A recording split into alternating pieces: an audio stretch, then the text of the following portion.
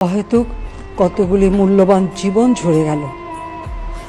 আপনজন হারাবার বেদনা যে কত কষ্টের তা আমার থেকে আর কে বেশি জানে।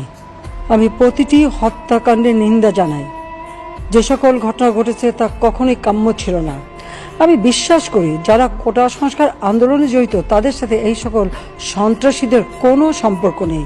এই ধরনের ঘটনার সঙ্গে যারা জড়িত তাদের চিহ্নিত করে উপযুক্ত শাস্তির ব্যবস্থা করা হবে। অত্যন্ত পরিতাপের বিষয় হলো কিছু মহল এই আন্দোলনের সুযোগটা নিয়ে অনাকাঙ্ক্ষিত উচ্চাবিলাস চরিতার্থ করার সুযোগ নিয়ে সন্ত্রাসী কর্মকাণ্ডে লিপ্ত হয়। এর ফলে এই কোমলমতি শিক্ষার্থীদের আন্দোলনকে ঘিরে যে সকল ঘটনা ঘটেছে তা খুবই বেদনাদায়ক ও দুঃখজনক। অহেতুক কতগুলি মূল্যবান জীবন ঝরে গেল। আপনজন হারাবার বেদনা যে কত কষ্টের তা আমার থেকে আর কে বেশি জানে। যারা মৃত্যুবরণ করেছে তাদের আত্মার মাগফিরাত কামনা করছি। পরিবারের সদস্যদের প্রতি গভীর সমবেদনা জানাচ্ছি।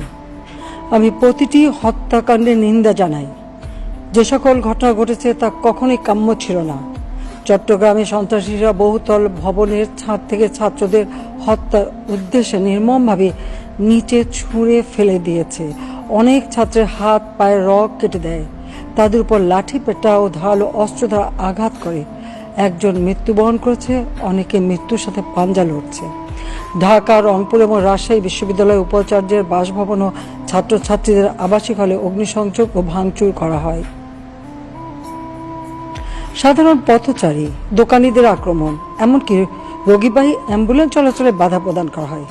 মেয়েদের হলে ছাত্রীদের উপর আক্রমণ করা হয়েছে এবং লাঞ্ছিত করা হচ্ছে। আবাসিক হলে প্রবোজদের হুমকি দেওয়া হয় এবং আক্রমণ করা হয়েছে। শিক্ষকদের উপর চড়াও হয়ে তাদের গায়ে হাত তোলা হয়েছে। আমি বিশ্বাস করি যারা কোটা সংস্কার আন্দোলনে জড়িত তাদের সাথে এই সকল সন্ত্রাসীদের কোনো সম্পর্ক নেই, বরং সন্ত্রাসীরা এদের মধ্যে ঢুকে সংঘাত ও নৈরাজ্যকর পরিস্থিতির সৃষ্টি করছে। এই ধরনের ঘটনার সঙ্গে যারা জড়িত তাদের চিহ্নিত করে উপযুক্ত শাস্তির ব্যবস্থা করা হবে।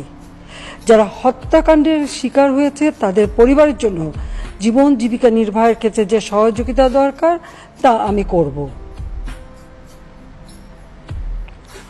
আমি দ্ব্যর্থহীনভাবে ঘোষণা করছি, যারা হত্যাকাণ্ড, লুটপাট ও সন্ত্রাসী কর্মকাণ্ড চালিয়েছে, এরা যেই হোক না কেন, তারা যেন উপযুক্ত শাস্তি পায় সে ব্যবস্থা নেওয়া হবে।